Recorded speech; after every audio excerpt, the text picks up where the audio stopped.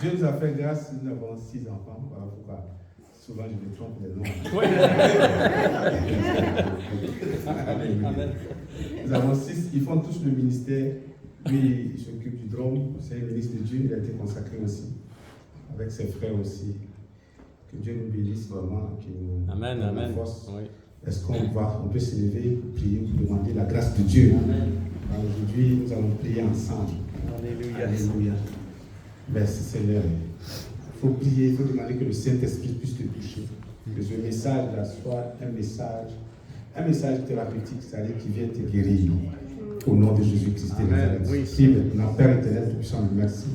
Merci pour la grâce que tu mets sur notre vie d'être ici. Amen. Merci pour la force que tu nous donnes. Merci pour cette assemblée bénie. Merci pour ton esprit qui va se manifester. Merci pour la joie que tu donnes. Merci pour les délivrances, les restaurations au nom de Jésus-Christ de Nazareth, Seigneur. Merci, Seigneur, d'utiliser ton serviteur pour ta gloire.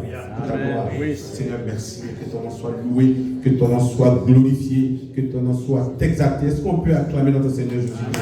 Je dis d'acclamer Jésus-Christ. Je dis bien d'acclamer notre Seigneur Jésus-Christ, car il fait son entrée ici de nous. Seigneur, merci. Alléluia. Merci. Dis à ton voisin, Dieu a certainement quelque chose pour toi aujourd'hui. Alléluia. Dis à ton voisin, Dieu a certainement quelque chose pour toi aujourd'hui. Quelque chose de grand au nom de Jésus. Merci Seigneur. Amen. Vous pouvez vous asseoir, Que Dieu vous bénisse, que Dieu vous garde. Alléluia. La foi face à l'épreuve. La foi face à l'épreuve. Trouver la force dans l'adversité. C'est un message qui est très éloquent, un message qui est poignant, un message qui est important, un message qui n'est pas limité dans le temps. Trouver la force dans l'adversité. C'est fort ça. Peuple de Dieu, le monde dans lequel tu vis est souvent confronté à des épreuves. Nous avons tous des épreuves qui peuvent te sembler insupportables. N'est-ce pas? Amen, oui. Tu peux être confronté à des sentiments d'abandon. Ça se voit partout. N'est-ce pas?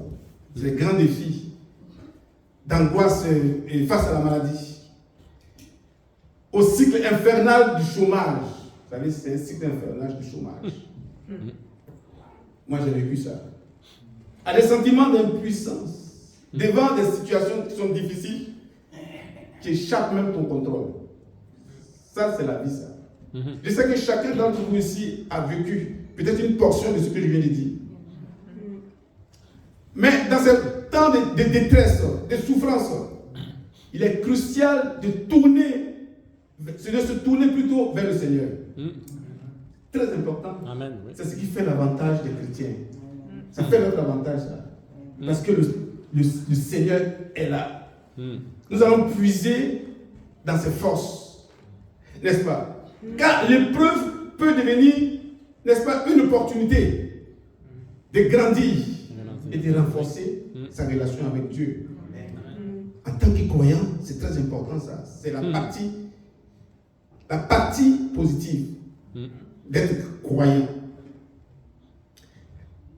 Les recherches là montrent que 78% des personnes qui maintiennent, n'est-ce pas, une pratique spirituelle bien ordonnée et régulière rapportent quoi? Une meilleure résilience face aux épreuves. Donc vous comprenez? Le fait d'être spirituel, le fait d'adorer Jésus-Christ là, les problèmes sont sous nos pieds. C'est très important ça. La Bible ne promet pas toujours une vie sans adversité. Ça c'est très important, il faut être réaliste. Mais elle nous assure que Dieu est toujours présent, n'est-ce pas, pour nous aider. Lorsque nous sommes dans les moments de difficulté, lorsque nous sommes dans les moments très très très difficiles. Amen. Amen. N'est-ce pas? Ça c'est une bonne nouvelle ça. Oui. Dans le livre d'Ésaïe, au chapitre 41, au verset 10, Dieu rassure son peuple, Israël. Qu'est-ce qu'il dit? Il rassure son peuple Israël sur sa protection. Il dit, ne crains rien, car je suis avec toi. Ne promène pas de regards inquiets, car je suis ton Dieu. Je te fortifie de ma gloire triomphante. Ça, c'est intéressant, ça. En tant que croyant. C'est une bonne nouvelle. Amen. Parce que Dieu est avec nous. Dieu nous console par son esprit. Par ailleurs, la Bible est remplie d'histoires, n'est-ce pas? Des personnes qui ont fait face à l'adversité grâce à leur foi. Je peux vous en citer quelques exemples qui sont vraiment édifiants. N'est-ce pas? Dieu est bon parce qu'il nous donne cette grâce. Dit, malgré la souffrance profonde et insupportable et incompréhensible qui les a atteints, je parle de ces héros bibliques là, ils ont maintenu leur foi. Amen. Devant ces situations difficiles là. C'est ce que tu dois faire aussi en tant qu'enfant de Dieu. Ils n'ont pas attribué des injures à Dieu. Non. N'est-ce pas? Ils n'ont pas attribué des injustices à Dieu. Au contraire, ils ont plutôt approfondi leur relation avec Dieu. Amen, oui. Et ils sont aussi un modèle. Un modèle qui nous inspire dans la foi. Même dans les temps difficiles, même dans les temps de détresse. Je peux citer quelqu'un que vous connaissez dans la Bible, un héros. Amen. Qui sait de qui il s'agit? Ils sont plusieurs. Job. Oui. Job, en un seul jour, il a tout perdu.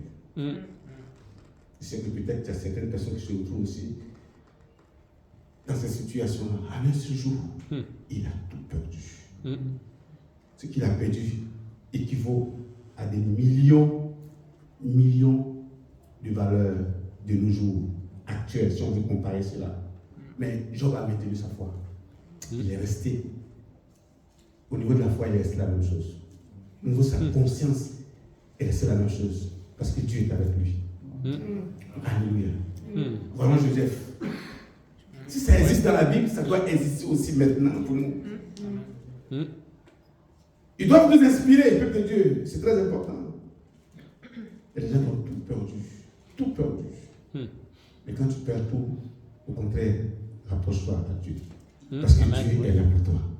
Joseph, il a été vendu en esclavage par ses frères. N'est-ce pas? Puis emprisonné injustement, n'est-ce pas? Il a fini par devenir quoi? Le second personnage, le plus puissant d'Égypte. Vous comprenez comment Dieu fonctionne? Alléluia. Est-ce qu'on peut acclamer pour cela? Amen.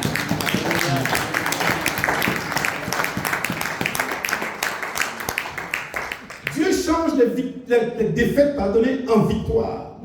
Amen, oui. Donc, il changera ta défaite, ta situation en victoire. Si et seulement si tu t'approches à qui? À Jésus.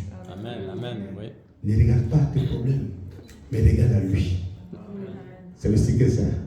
Il y a beaucoup qui regardent aux problèmes, mais qui vont quoi? Qui vont s'enfoncer. Est-ce que vous êtes appelés de Dieu? Prenons le cas de Paul et Silas, qui ont été emprisonnés, battus même.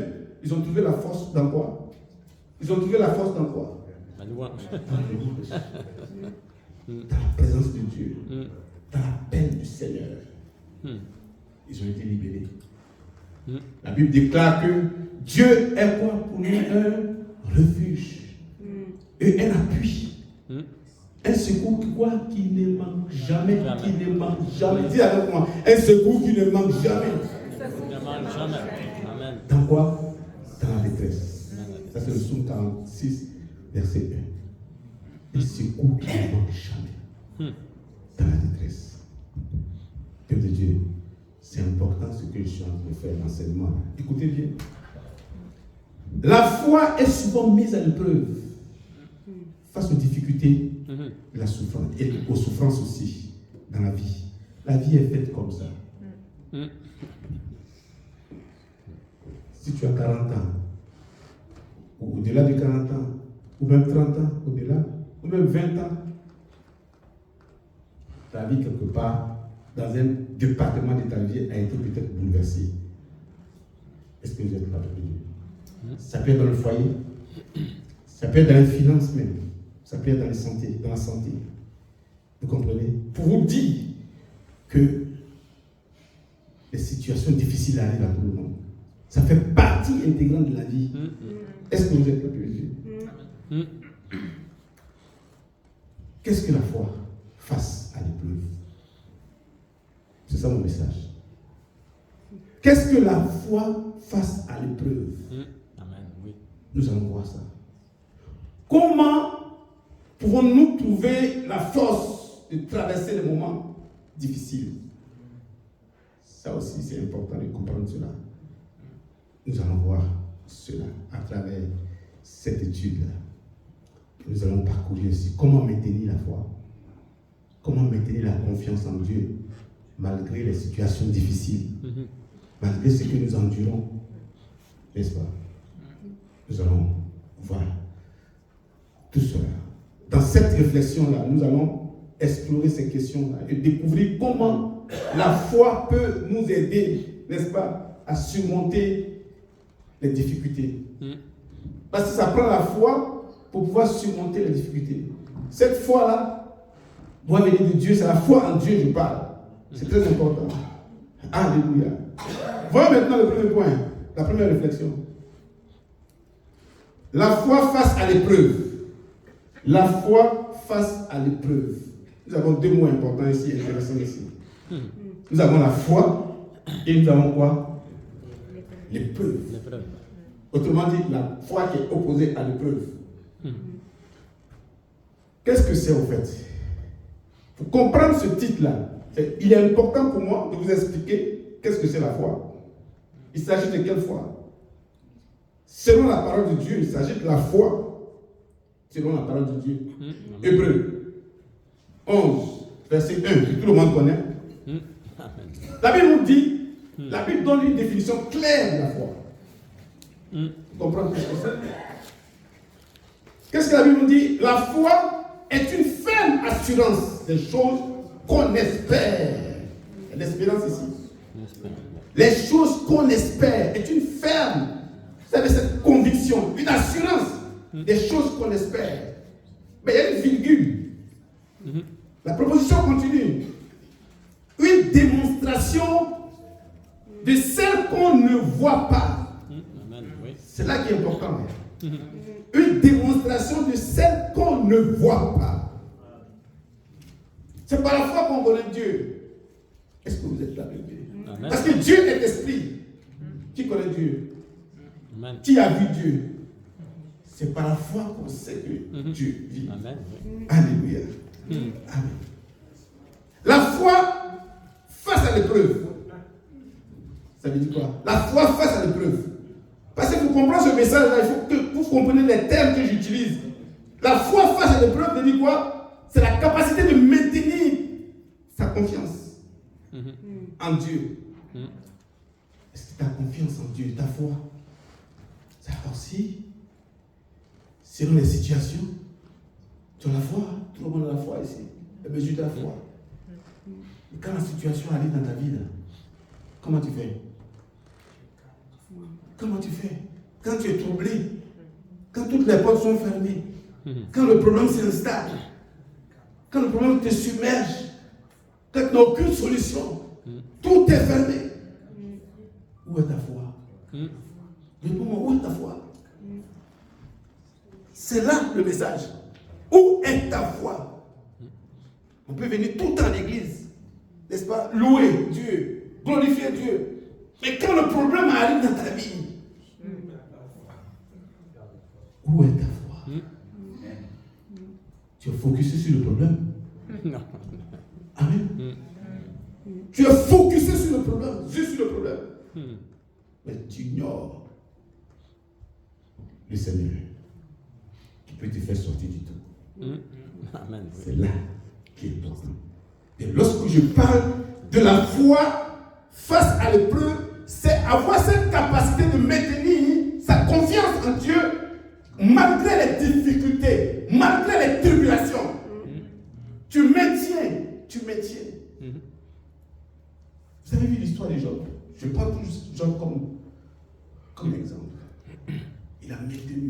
Amen. Il ne change pas. C'est la météo qui peut changer. La météo peut te dire aujourd'hui, il fait froid à 5 degrés. Tu es prêt, tu veux sortir là, il change, il dit combien? Moins 5. Est-ce que vous êtes là, peuple de Dieu? Ça change. Oui. Il n'y a pas que ta foi varie selon les situations dans ta vie. Même si tu es malade, le docteur a dit que c'est impossible. Mais la parole de Dieu t'a dit que c'est possible. Amen. Alléluia. Amen. Dieu a dit que c'est possible. Parce que Dieu n'a pas encore donné son dernier mot. Parce que tu seras restauré. Parce que tu seras délivré. Parce que Dieu va te mettre au large. Alléluia. Donc ce titre-là veut dire, c'est la conviction que Dieu est présent et actif dans ta vie. Dans ta vie, de tes jours. Même lorsque tu ne comprends pas ce qui se passe. Même lorsque tu ne comprends pas ce qui se passe, tu as cette conviction que Dieu est ta vie, est dans ta vie. Que Dieu agit, que Dieu est puissant, que Dieu va changer les situations de ta vie. Est-ce que tu racontes de Dieu? Alléluia. Il y a des choses qu'on ne peut pas comprendre. Il y a des choses qui relèvent de l'esprit. Il y a des choses que notre intelligence, alléluia, notre intelligence ne peut pas comprendre parce que nous sommes des êtres quoi? Des êtres finis. On ne peut pas comparer ce qui est fini avec ce qui est quoi? Infini. Ça ne fonctionne pas comme ça. Dieu est infini. Il a sa façon de parler. Donc lorsqu'un problème arrive dans ta vie, regarde à lui. Parce qu'il a la solution. Même si tu ne comprends pas le pourquoi du problème, regarde à la vie de Jésus-Christ. Ton regard soit figé sur Christ, même pas sur le problème. Amen. La foi face à l'épreuve, c'est également avoir cette capacité de trouver la force. La force et la résilience à traverser des moments difficiles. Il y a combien de personnes ici qui peuvent traverser des moments difficiles? Quand le moment arrive dans ta vie, tu es abattu déjà. Quand tu es endetté jusqu'à... Tu es abattu déjà. Tu viens plus à l'église. Je cherche des solutions dehors. Au contraire, la solution humaine t'enfonce. C'est la solution de Dieu. Parce que le Dieu que nous adorons est un Dieu de miracles. Amen, oui. Alléluia. Tu es malade. Appelle Dieu en Christ. Amen. Tu seras restauré. Amen. Tu seras restauré. Amen. Alléluia. Parce que c'est des promesses. C'est des promesses. La Bible est remplie de promesses divines. Amen, oui. Et cette promesse-là, il faut l'approprier, il faut se l'approprier. Et c'est pas quoi? Il faut se l'approprier, c'est pas la foi. La foi. Je vous ai donné la définition de la foi ici. J'avais dit que la foi c'était quoi? C'était une ferme. Faites ferme. Ferme quoi? Ferme. Assurance, conviction. Des choses que On ne voit pas. tu ne vois pas. Que tu ne vois pas. Que tu es limité. Tu ne peux pas voir. Tu n'as pas encore vu. Waouh, c'est fort ça. Oui. C'est trop fort ça. Donc ça relève de l'esprit. Il y a beaucoup de chrétiens qui disent j'ai la foi. Oui, tu as la foi, mais tu as besoin de foi. Parce que quelque chose arrive net, tu es abattu. Tu es abattu. Tu n'as pas encore compris comment Dieu fonctionne. Lève-toi et tu dis Seigneur, Dieu, dis avec moi, Seigneur Dieu, Seigneur Dieu, augmente ma foi. augmente ma foi. Au nom de Jésus. Au nom de Et Jésus. tout esprit Tout esprit de doute, doute à moi. est à moi. Au nom de Jésus. Au nom de Jésus. Merci Seigneur. Merci Seigneur. Amen. Est-ce qu'on peut acclamer le Seigneur? Merci Seigneur.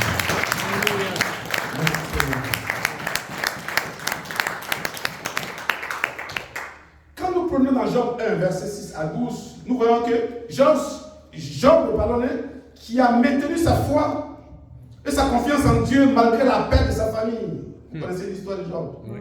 La santé, tous ses biens. L'histoire de Job nous en dit beaucoup sur la confiance de Dieu.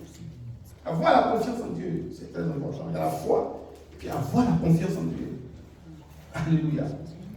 Dans les moments difficiles, Job était, n'est-ce pas, un homme juste.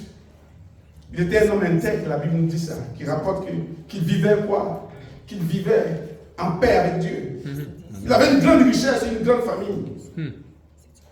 Job 1, les 3 premiers versets. Il avait une grande richesse, il avait tout.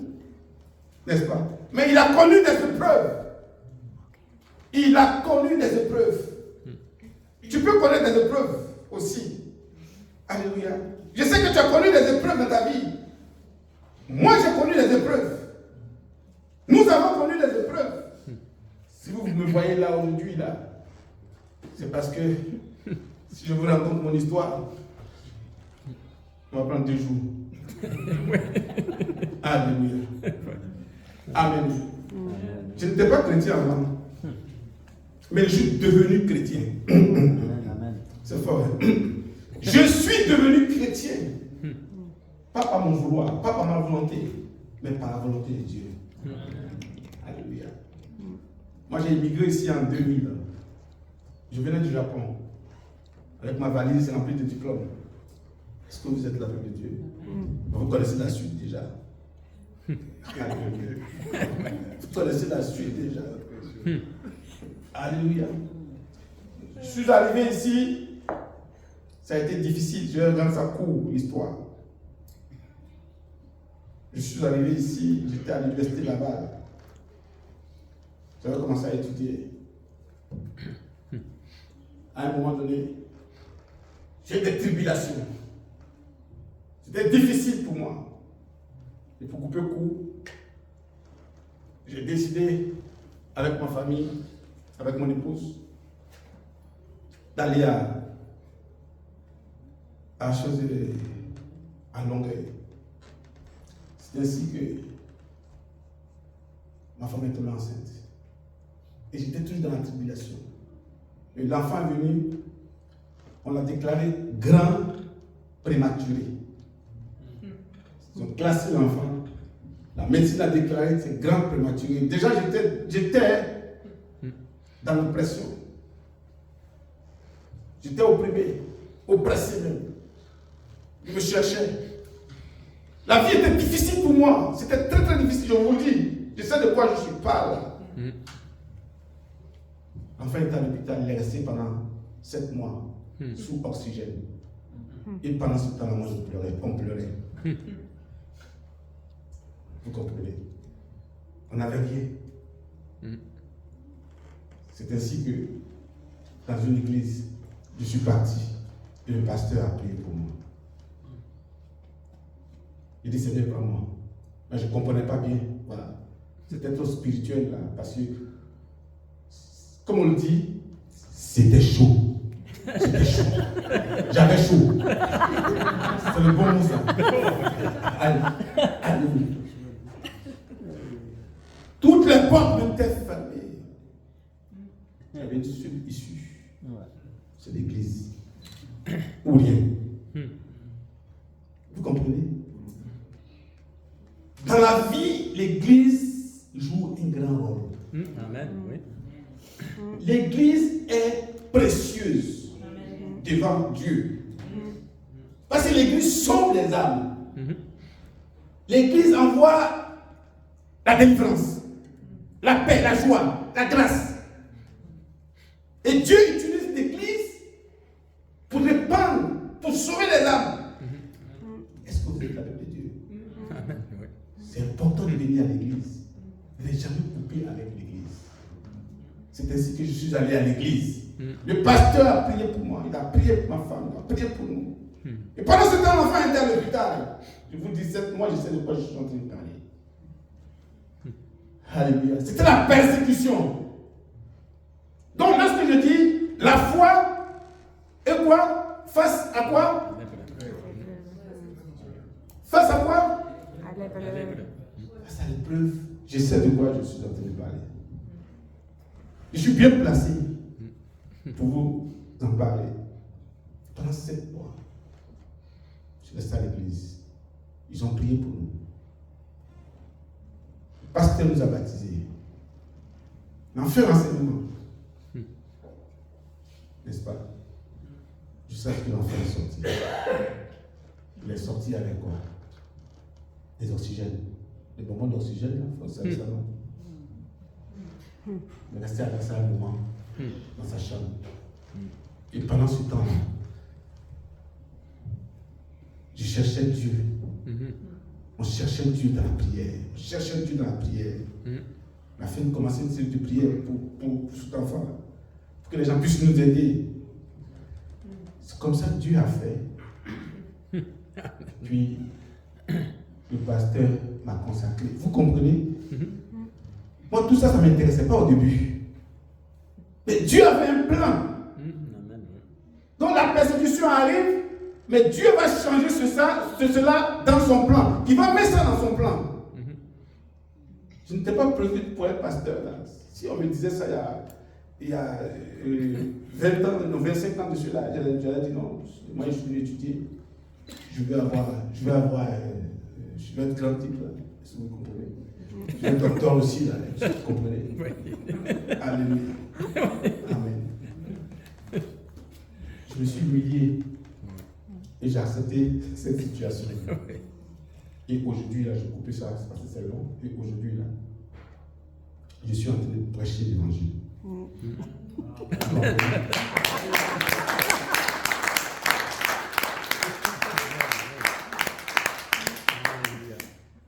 Parce que dans certaines situations, Dieu peut regarder.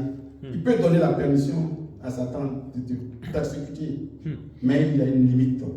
Il a une limite. Voilà pourquoi il ne faut pas regarder le problème, mais il faut regarder Dieu lui-même, au nom de Jésus-Christ. Donc Satan a demandé à Dieu la permission de mettre quoi? Job à l'épreuve. Vous connaissez cela? Ouais. Vous connaissez comment c'est passé? Peuple de Dieu, il a été mis à l'épreuve. Ses troupeaux de brebis, chameaux, bœufs, tout, ses serviteurs, tous, ses fils, ses filles, tout, ses filles, on n'a plus de ça, il a tout perdu. Combien de personnes qui perdent des biens? Combien de personnes qui sont ceux qui sont isolés? Peuple de Dieu, la bonne nouvelle, accroche-toi à Dieu. Ça c'est la bonne nouvelle. Accroche-toi à Dieu. Accroche-toi à Dieu, c'est important. Même si tu es seul dans ce pays-là, tu es venu seul. Tu es venu seul, tu n'as aucune aide. Accroche-toi à Dieu. Accroche-toi à Dieu, accroche-toi à ta communauté d'église. Parce que Dieu, à l'église, on cherche qui? On cherche Dieu. Amen, oui. C'est à l'église qu'on parle de Dieu. Accroche-toi. Parce que Dieu a certainement quelque chose pour toi. Tu peux passer par les moments que tu vis, les moments difficiles que tu vis, n'est-ce pas? Pour t'ouvrir d'autres portes. Pour t'ouvrir d'autres portes. J'ai dit Dieu merci.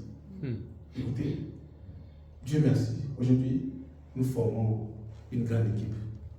Ma femme avec les enfants, c'est les 6 enfants, ils adorent Dieu. À l'église, c'est eux qui jouent la musique. Ma femme, elle chante aussi, elle prêche aussi. Vous voyez le plan de Dieu pour moi. Moi, j'avais un plan. Et Dieu avait un plan pour moi. Est-ce que vous êtes appelé de Dieu? Parce que toute chose concourt au bien de ceux qui aiment Dieu. Alléluia. C'est important cela. Attache-toi à Dieu. Ta situation dans laquelle tu vis, là, difficile, là, c'est rien. C'est rien. Il y a eu pire que ça. C'est rien, ça. Alléluia. Il suffit de regarder Jésus-Christ. Il suffit de figer ton regard sur Christ. Et tu vas voir, Dieu, c'est le Dieu des circonstances. Le Dieu qui change les choses. Alléluia. Qui va t'ouvrir les portes pour que tu puisses en témoigner. Amen. Est-ce que Job n'a pas eu la tribulation? Sur tous les plans, n'est-ce pas? La maladie de Job. Vous connaissez, non? Même ses amis. Là, c'est grave, ça. Ses relations. Waouh! Ses 3 amis, n'est-ce pas, sont venus le visiter pour le consoler. Mais qu'est-ce qu'ils font? Ils l'ont accusé d'avoir commis des péchés. Regardez.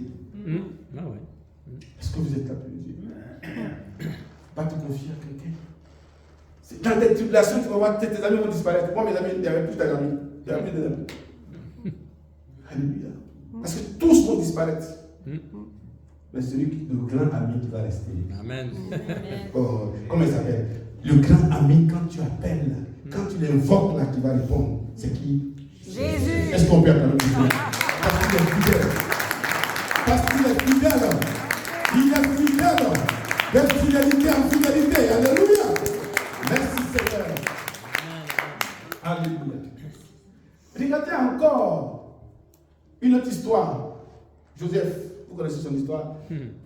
Son histoire est éloquente. Voilà pourquoi le peuple de Dieu, restez dans le Seigneur. Allez tirer sa force dans le Seigneur, dans les problèmes, dans les difficultés. Amen, oui. Alléluia. Si tu es malade, si ton couple est en train de bouillir, ton foyer est sur quoi? Sur la maladie, est en train de bouillir. Regarde à Dieu, regarde à Jésus-Christ. Amen, oui. Alléluia. C'est important. Ne regarde pas le conseiller, les amis qui sont autour de toi. Parce qu'au lieu de te parler de Jésus, ils vont te parler d'eux-mêmes, ils vont te parler d'expérience. C'est dans l'expérience que tu vas tomber. Tu vas les rejoindre. Et c'est important ça. Ce que je dis, c'est important pour toi. Alléluia. Ton seul espoir, c'est Christ. Amen, oui.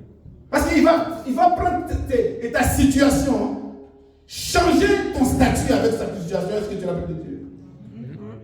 L'histoire de Joseph a été comme ça dans la Bible, la peuple de Dieu. Joseph qui a été vendu en esclavage, n'est-ce pas, par ses frères, par ses propres frères, par jalousie.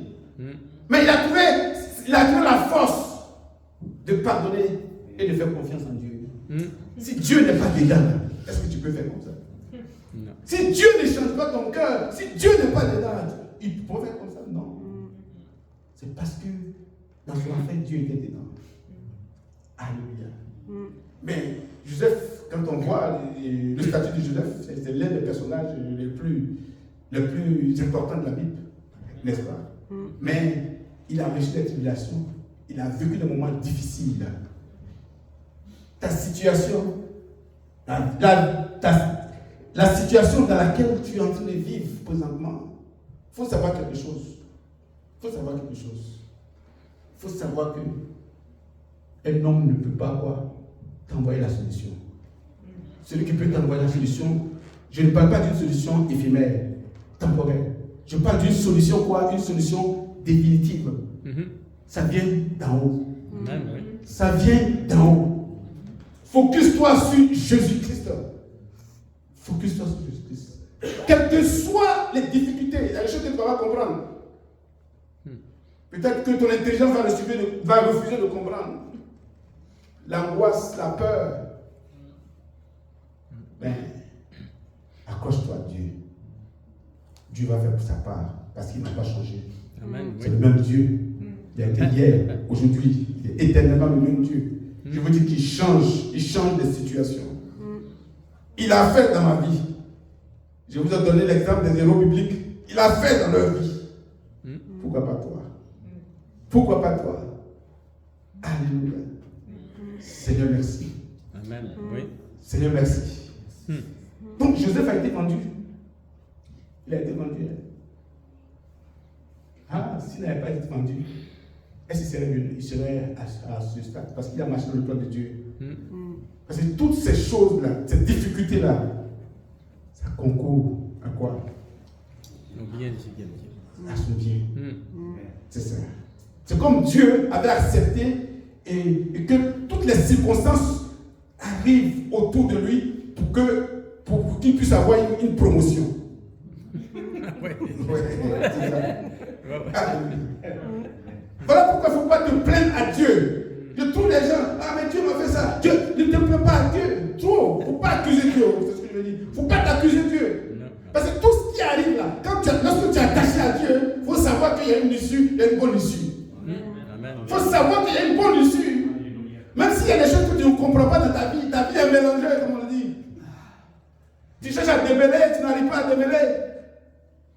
Quand c'est pour aller les lacets des enfants, là. Quand ils font les lacets, là, démêler là, c'est pas évident.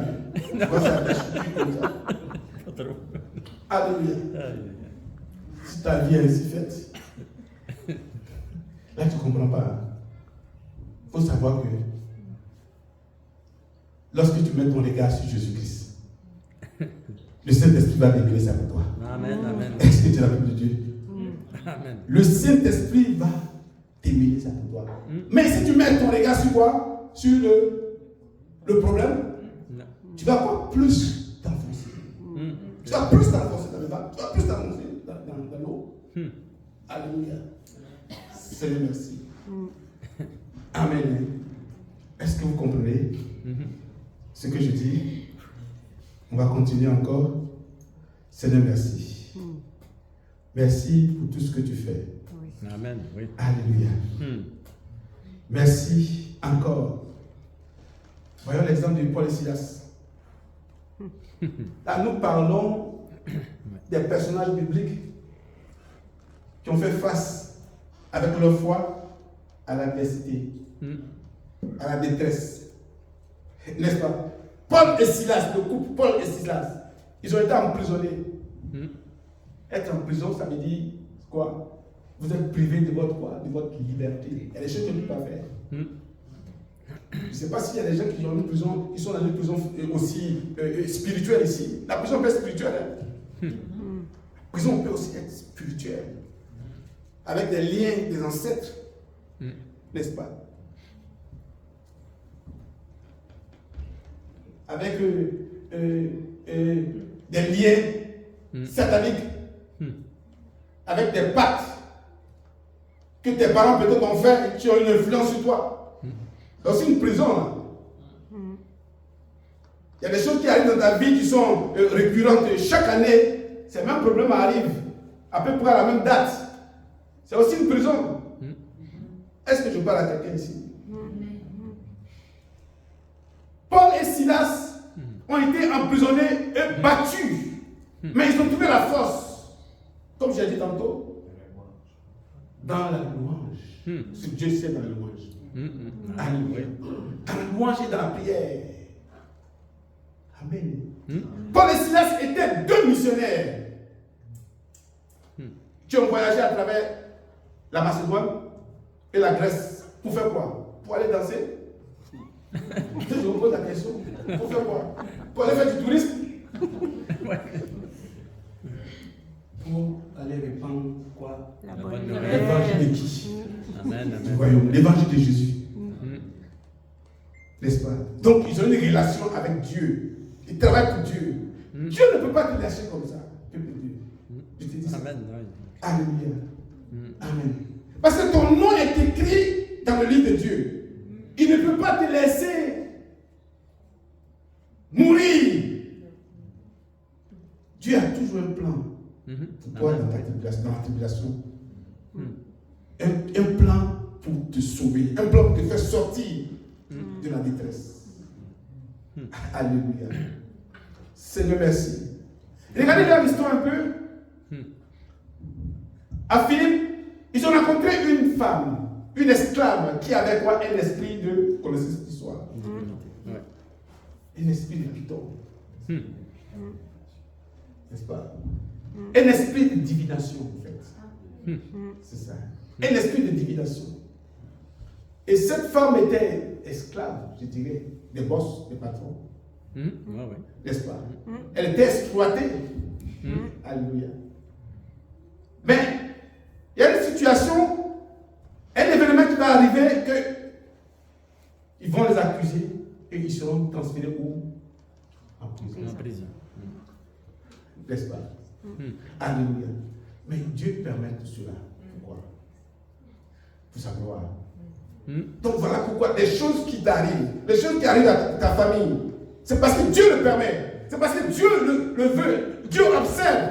Tant que tu auras ton regard, et j'insiste encore, tant que tu auras ton regard sur lui, tu seras libéré. Tu seras libéré. Moi, mon cas était, nous étions focusés sur Jésus-Christ.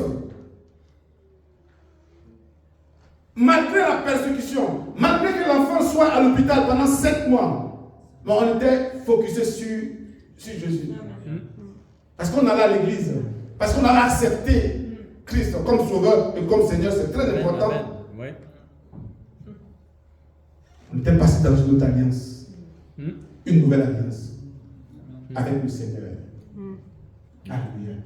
Parce que ma vie avant n'était pas chrétienne. Amen. J'ai pris conscience qu'il fallait vraiment changer dans cette situation-là pour recevoir la grâce, pour recevoir la bénédiction divine, n'est-ce pas? Pour que les portes soient ouvertes dans ma vie. Parce que tout était fermé, hein, je vous l'en passant. Tout est fermé. Tout était fermé. Peuple de Dieu, j'aimerais travailler dans l'usine. C'est une réalité. Amen. J'envoie des CV partout. Ça, c'est avant que je sois chrétien. J'envoie des CV partout. Pas de solution. J'envoie, mais souvent je me trompe. C'est les bouchers qui m'appellent. Vous comprenez? J'ai dit non, ça ne m'intéresse pas. Ça veut dire que j'étais vraiment dans des situations critiques. C'est lorsque je suis devenu chrétien. Le verbe devenir, c'est un verbe d'état, n'est-ce pas? On change d'état. Je suis devenu chrétien. Je ne suis pas né chrétien. Je suis devenu chrétien. J'ai pris cette décision pour suivre Jésus-Christ de Nazareth. Et ma vie a changé. Amen. Est-ce qu'on peut appeler ça? Et ma vie a changé. Ma vie a changé. Ma vie a changé. Alléluia. Ma vie a changé. C'est mon miracle, moi. Amen. C'est notre miracle, nous. Peut-être que les gens me disent, ah, mais oh, c'est normal. Non. J'ai vécu. J'ai vécu quoi? La détresse. J'ai vécu la souffrance. Je peux comparer ce qui est passé et ce que je vis maintenant pour Christ. Il y a une très très grande différence. Est-ce que vous êtes peuple de Dieu? Amen. Oui. Je pouvais avoir un grand titre, oui. Tu as étudié en doctorat, mais il n'y avait rien dedans. Je n'étais pas tranquille dans le cœur. Ça battait tout le temps. Boum, boum, boum, boum. Alléluia. Comprenez? Les titres, ça n'avait rien dit. Est-ce que vous êtes habitué? L'argent, ça ne veut rien dire. Tu peux avoir de la richesse, tout l'or que tu veux. Mais si la nuit, tu ne dors pas, si tu n'es pas tranquille, si tu n'es pas tranquille, à quoi bon de vivre? Est-ce que vous êtes appelé de Dieu? C'est une richesse d'être en Christ. Amen. Amen. C'est une richesse là d'être en Jésus. Est-ce que tu peux quand même pour toi-même? Ça, c'est pour toi-même. C'est une richesse d'être en Jésus. C'est une grande richesse. Alléluia. Amen. Oui. Merci Seigneur. Ils ont été accusés, Paul et Silas. Mais ils ont prié. Ils ont chanté. N'est-ce pas? Au milieu de la nuit, quelque chose est arrivé. Amen. Oui. Parce qu'ils ont fait appel à qui? À Jésus. Ils ne sont pas assis là, habitués sur leur problème. Ah, on est en prison, on est en prison, non, c'est difficile en prison. Non, au contraire. Non. Ils ont même ignoré le fait d'être en prison. Mais ils sont focusés sur qui? Sur Jésus. Quand tu te focuses sur Jésus, Jésus, par son esprit, il agit. Amen. Parce que Dieu va déployer ses anges. Oh! Dieu va déployer ses anges. Il sait que ses serviteurs sont en danger. Pour sa gloire, il va se manifester. Alléluia. Il va se manifester. Et quelque chose de glorieux est arrivé. Alléluia. Amen. Amen. Oui. Ça fait un témoignage puissant pour eux, pour leur foi. Amen. Oui. Et pour leur foi. N'est-ce pas? Dit, il y a eu un tremblement de terre. Oh, c'est fort, hein? Amen. Il y a eu un tremblement de terre. Est-ce que tu crois à cela aussi? Il ne faut pas douter. Est-ce que tu crois aussi à cela? Il y a eu vraiment un tremblement de terre. Mais le problème de l'homme, c'est que souvent, le doute vient. Le doute vient s'installer parce que le doute, c'est un esprit, je vous dis en même temps. Donc, quand le doute arrive, si tu lui donnes la place, il va s'asseoir. Et ça, je vous le dis. Et pour le déloger, c'est difficile. Hein? Il ne bouge pas, c'est un squatteur. Il ne bouge pas. Quand il est là, il est calé. Excusez-moi. Quand il est calé, il ne bouge pas. Est-ce que vous êtes calé? Voilà pourquoi le doute, il faut le chasser à tout moment. Amen. Il faut le chasser et donner la place à la foi. Amen. Et entretenir cette foi-là, c'est très important. Il faut l'entretenir cette foi-là. Quand tu entretiens la foi, les choses vont changer dans ta vie. Quand tu entretiens la foi, les choses que tu vas dire vont changer de vie. Est-ce que vous êtes capable de dire? Amen. Amen. Mais si toujours tu es négatif, tu es dans le doute là, ça sera difficile. Ça sera difficile. Il y a eu tremblement de terre. Déjà, les gens sont subtils. Oui, il y a eu tremblement de terre. Ah oui. Dis à ton intelligence, oui, effectivement, il y a eu tremblement de terre. Non, c'est important ça. Amen. Ah oui. C'est ça. Parce que par la foi, tu reçois la guérison, le doute te dit non, tu n'es pas guéri. C'est maintenant que tu dis, ça me semble. On dit tu es guéri. Je sens encore là. Est-ce que vous êtes Alléluia. Est-ce que vous êtes obligé? Parce que tu mélanges deux choses. Tu peux recevoir la guérison divine. Amen. Oui. Qui va influencer, n'est-ce pas, cette guérison, comment dirais-je, physique après. Est-ce que vous êtes appelé de Dieu? Il y a des gens qui ont pris pour eux. Ils ne sont pas sur le coup guéris là. Ils ont encore mal. Mais quand ils arrivent à la maison, peut-être un jour, 2 jours, ils commencent. Vous comprenez? Oh, ça va. Amen. Oui. Est-ce que vous êtes appelé de Dieu? Et ça, c'est important. Jésus guérit toujours. Amen. Merci Seigneur. Merci Seigneur. Donc Paul et Silas, coupé court, ont été quoi? Libérés. Amen. De la prison. Par quoi? Par la louange et l'adoration. La louange. Ils ont loué Dieu. Louer, c'est prier 2 fois. Ils ont loué Dieu. Prier, c'est communiquer avec qui? Avec le geôlier? Non? C'est communiquer avec qui? Avec le divin. C'est communiquer avec Dieu. Amen. Oui. Ils ont parlé avec Dieu. Et Dieu les a libérés. Alléluia. Amen. Est-ce qu'on peut acclamer aussi pour ça? Amen. Amen.